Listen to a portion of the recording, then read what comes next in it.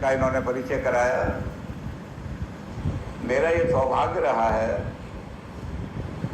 कि मैं दोनों बार, जब मुलायम सिंह ने बिल्कुल रास्ते बंद कर दिए थे, सड़क पर कोई ट्रैक्टर भी नहीं चल सकता था, कोई स्कूटर भी नहीं चल सकता था, पेट्रोल पंप भी बंद करा दिए थे, तब पैदल जा कर के अयोध्या में और भगवान राम की जो भूमि थी उसका चरण, उसकी धूली अपने माथे पर लगाई। जिस दिन हम पहुँचे, 5 दिन का हमने सफ़र किया, तो 5 दिन में भारत की एक नई चित्र वहाँ पर देखा कि चाहे वो छोटी जाति का हो या बड़ी जाति का हो, कोई भी हो, वो सारा का सारा वातावरण राम में हो रहा था। और चूँकि लोगों ने हमें बता दिया था कि सड़क के सहारे जाओगे तो पुलिस जो है आपको, क्योंकि इंडो तिब्बत वाले ज़्यादातर मुसलमान हैं वो, तो गाँवों के अंदर जाना। तो गाँवों के अंदर से जो गए तो भारत में जागृति लाने वाले, एक एक गांव जाग रहा था। राम का नाम देश को जगाने वाला है। राम काव्य भी ऐसा ही है, सारे देश को जगाने वाला है। और जब ये भारत माता का कलंक मिटाया गया था, उस समय भी हम वहीं पर पहुंचे हुए थे, बिल्कुल उसी जगह जहां वो कलंक को लोग तोड़ रहे थे। तो ये भी सौभाग्य रहा कि हम वहाँ जा कर के और वहाँ की धूली को अपने माथे पर लगाया। असल में आज जो काव्य का है कि राम काव्य इतना विस्तृत है। अभी तो हिंदी की कविताएं हुई थी, संस्कृत में राम का काव्य बहुत लिखा हुआ है।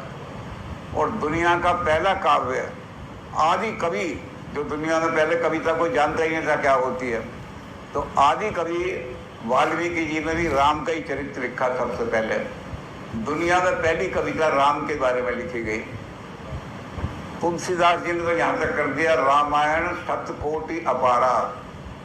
राम के बारे में जो रामायण लिखी है, थाईलैंड की रामायण है, बर्मा की रामायण है, लंका की रामायण है, कंबोज की रामायण है, जापान की, ये सारी की सारी, और अपने देश की रामायण। तो तुलसीदास जी कहते हैं कि राम काव्य का आकलन करना बड़ा मुश्किल है, कोई आदमी नहीं कर सकता। तो इसलिए तुलसीदास जी ने कह दिया, रामायण शतकोटि अपारा, 100 करोड़ रामायण हैं। अब जो हमारे भारत से लोग गए थे यहाँ गिरमिटिये, वो 2 ही चीज़ें अपने साथ ले गए थे, तुलसीदास की रामचरितमानस और हनुमान चालीसा। जहाँ जहाँ वो गिरमिटिये अंग्रेज ले गए थे खेती करने के लिए, आज वो देश स्वतंत्र हो गए हैं। मॉरिशस में तो रामायण की जो ग्रंथ है हमारा तुलसी रामचरितमानस, इसको वहाँ का राष्ट्रीय ग्रंथ घोषित कर दिया है। राम को इतना ऊंचा स्थान मॉरिशस में मिलाया जा करके, और जितना साहित्य उच्च कोटि का लिखा जा रहा है वो सूरीनाम में लिखा जा रहा है। मैंने हिंदी डिपार्टमेंट को लिख करके भी भेजा था कि आप सूरीनाम से पत्रिकाएँ मंगाइए, वहाँ के काम पर शोध कराइए, बड़ा ऊंचा हिंदी का साहित्य।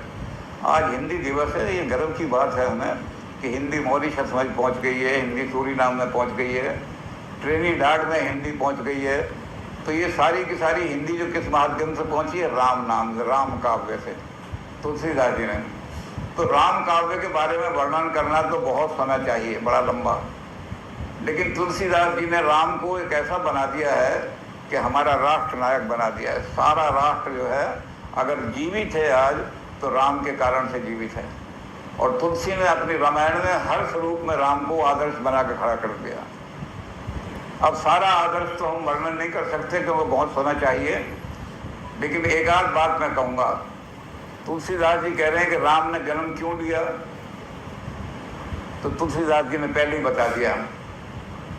गौरव की बात यह है, राम के जन्म की बात सुन लो कि असुरमार था पै सुरन, राखें निज श्रुति से हेतु, जग विस्तार विशद जस, राम जन्म के हेतु। राम ने 4 कारण से जन्म लिया इस संसार के अंदर।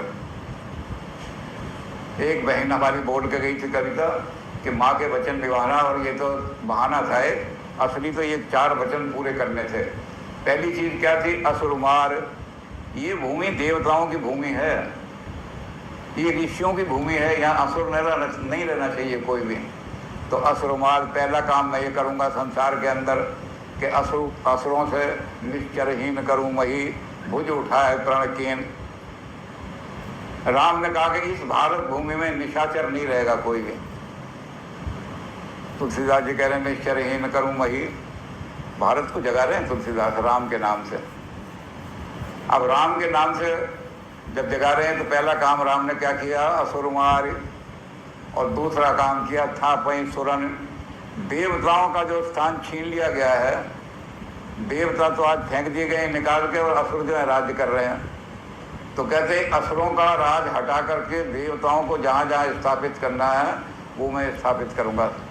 तो दैवी संस्कृति के पालक हैं राम। और तीसरी चीज़ उनके राख निज श्रुति से, तो वेद की मर्यादाओं की रक्षा करने वाले, अपनी जो श्रुति है वेद है उसकी मर्यादाओं की रक्षा करने के लिए मैं आया हूँ। उस श्रुति की मर्यादाओं को जो नष्ट कर रहे हैं। जय जय देश धैनु तुझ पावे, नगर ग्राम पुर आग लगावे। वैसे तो बहुत सारे वर्णन किए उन्होंने, लेकिन एक चीज़ रावण ने कही थी उनको, देखो ये देव जो है क्या करते हैं, जय जय देश धैनु तुझ पावे, जहाँ जहाँ गौओं की पूजा हो रही हो, ये भारतीय संस्कृति का चिन्ह है गौ, इसको मिटा दो। गौएं सारी मार के खा जाओ, इनको कहीं ना कुछ कर दो। जब गौ ही नहीं रहेगी तो आर्य संस्कृति नष्ट हो जाएगी। तो रावण ने हुक्म दिया कि इनको, और दूसरा जो वेद के धारक हैं, जो वेद सिखाते हैं दुनिया को पढ़ाते हैं, तो गौ और ब्राह्मण जहाँ मिले, अगर कहीं भी ब्राह्मण दिखाई दे जाए तो ब्राह्मणों को ही नहीं बल्कि करो जो उन ब्राह्मणों का पालन कर रहे हैं, ऐसे ब्राह्मणों को जो वेद पढ़ाने वाले हैं, जो उनको पाल रहे हैं, तो नगर ग्राम पुर आग लगावे, उस गांव को फूंक दो सारे को। तो भारतीय संस्कृति को मिटाने का जिन्होंने संकल्प लिया है, उनसे भारत को बचा करके अपनी वेद की मर्यादाओं को रक्षा करने के लिए मैं आ रहा हूँ। और चौथी चीज़ जो सबसे ज़्यादा इम्पोर्टेंट है, महत्वपूर्ण है, वो है कि इन सब का करने का जग विस्तारें विशद जश। भारतीय संस्कृति का जो यश है उसको सारी दुनिया के अंदर विस्तारित करूंगा मैं। राम जन्म के हेतु, ये 4 हेतु राम जन्म के हैं। राम ने इस कारण से सारी रामायण, बहुत सारी रामायण है हिंदुस्तान के अंदर, जैसे तुलसीदास जी कह रहे हैं रामायण शतकोटि अपारा। तो उसकी एक एक चर्चा करना बड़ा मुश्किल है। अब मैं एक छोटी सी बात कहता हूँ क्योंकि कुल 10 मिनट ही दिए इन्होंने। सुग्रीव खड़ा हुआ है, रो रहा है, कह रहा है बड़ा आतंकवाद फैला रखा है इसने, बाली ने, इसके आतंकवाद के आगे कोई टिकता नहीं, और इसको एक आशीर्वाद मिला हुआ है कि जो इसके सामने जाएगा आधी शक्ति खिंच जाएगा।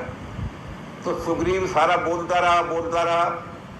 जब वो बोल चुका तो राम ने उसके कंधे पे हाथ रखा।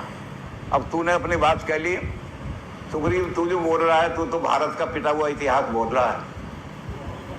भारत के पिटे हुए लोग जो है वो ऐसी सरिता एक निकलती है पत्रिका, उसमें वही लोग बोलते हैं जो भारत के जूते खाए हुए इतिहास है, तो उनके द्वारा वो इतिहास आता है।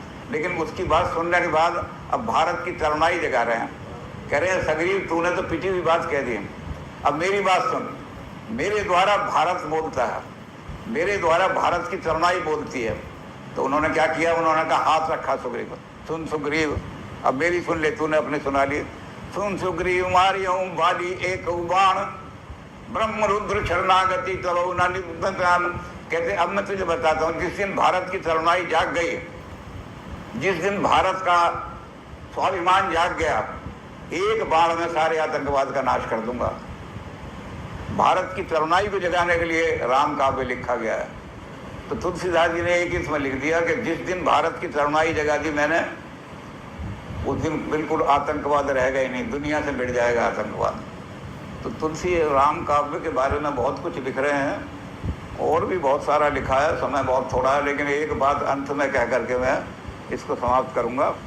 और वो बात ऐसी है जो आपको एकदम हंसा देगी, खुशी आ जाएगी कि राम ब्याह करने के लिए, शादी करने के लिए जा रहे हैं, बारात पहुंची है ससुराल में, और ससुराल में जब बारात पहुंचती है, बारात खाना खाने लगती है, तो अंदर से औरतें सीटने गाती हैं, उस सीटने में उल्टी सीधी गालियां भी गाती हैं। तो राम भी बारात में बैठ गए, बारात में, तो अंदर से सीटने गाने लगी। जब सीटने गाने लगी तो वहाँ से कुछ राम ने ऐसा काम किया कि उठ उठ के सारी भाग गई।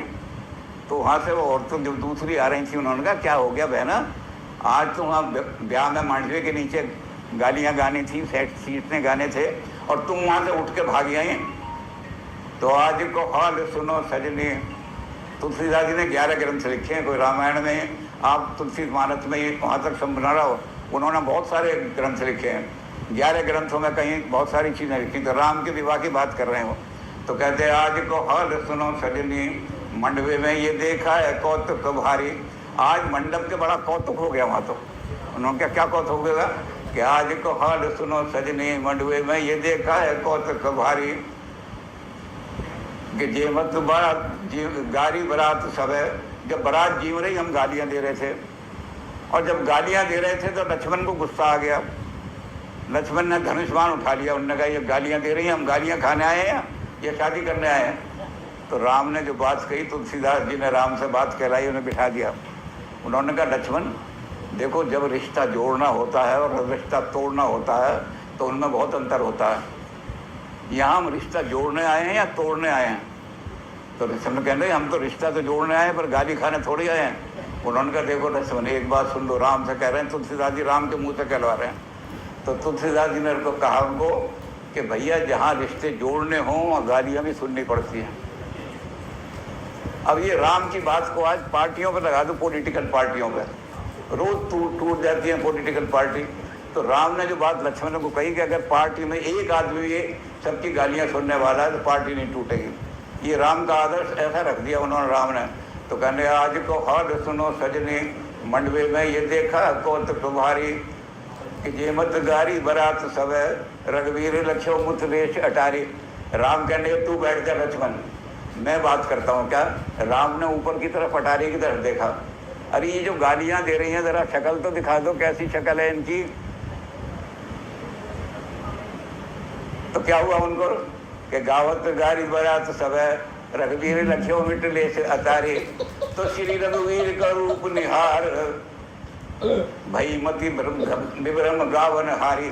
भगवान को इतना सुंदर रूप देख करके उनकी मत पलट गई, सारी मति भ्रम हो गई उनकी।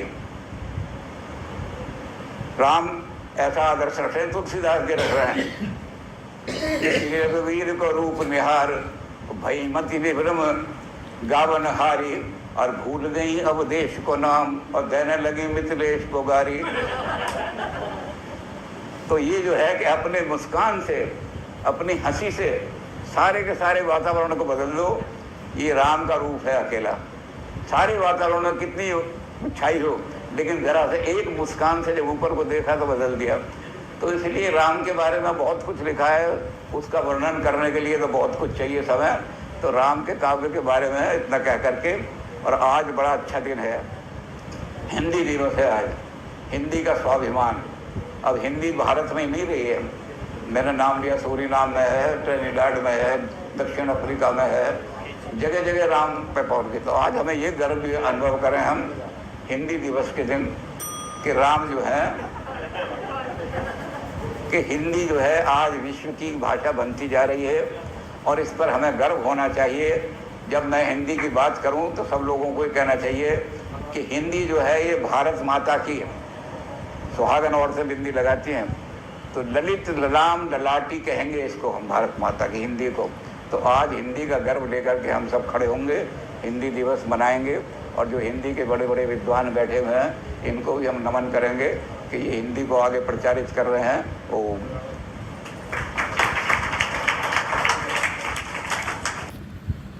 नमस्कार, आप सभी का स्वागत है